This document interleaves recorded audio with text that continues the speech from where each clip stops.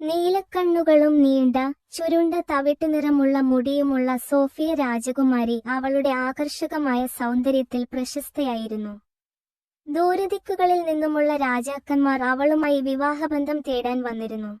എന്നാൽ രാജാവിന് തികഞ്ഞ ഇണയെ തിരഞ്ഞെടുക്കുന്നതിനുള്ള ഒരു പ്രത്യേക മത്സരങ്ങൾ ഉണ്ടായിരുന്നു. നിരവധി മത്സരങ്ങൾക്കൊടുവിൽ മാർക്കോസിനെ രാജാവ് തിരഞ്ഞെടുത്തു. സത്യത്തിൽ അവനെ കണ്ടതും അവളുടെ മുഖം മങ്ങി. അവനെക്കാളും സുന്ദരന്മാർ ധാരാളം ഉണ്ടായിരുന്നു. എന്നിട്ടും എന്തുകൊണ്ടാണ് അവനെ തിരഞ്ഞെടുത്തത്? സോഫിയ രാജാവിനോട് ചോദിച്ചു. രാജാവ് പുഞ്ചിരിച്ചു. യഥാർത്ഥ സൗന്ദര്യം എന്താണെന്ന് നിങ്ങൾക്കറിയാമോ? രാജാവ് ചോദിച്ചു. മറുപടി പറയുന്നതിന് മുമ്പ് സോഫിയ ഒരു നിമിഷം ആലോചിച്ചു. സുന്ദരമായ മുഖവും നല്ല ശരീരവും ഉള്ളതിനെക്കുറിച്ചാണ് എന്ന് ഞാൻ കരുതുന്നു, അവൾ മടിയോടെ പറഞ്ഞു. രാജാവ് ചിരിച്ചു.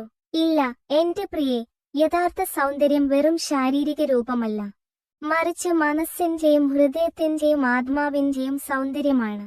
സോഫിയ അമ്പരപ്പോടെ നോക്കി. എനിക്ക് മനസ്സിലാകുന്നില്ല, അവൾ പറഞ്ഞു. രാജാവിന്റെ കണ്ണുകൾ തിളങ്ങി. നിങ്ങൾ ഒരാളെ നോക്കുമ്പോൾ അവരുടെ മുഖം മാത്രം കാണരുത്, അവരുടെ ഹൃദയം, മനസ്സ്, പ്രവൃത്തികൾ എന്നിവ കാണുക. അവിടെയാണ് യഥാർത്ഥ സൗന്ദര്യം കിടക്കുന്നത്.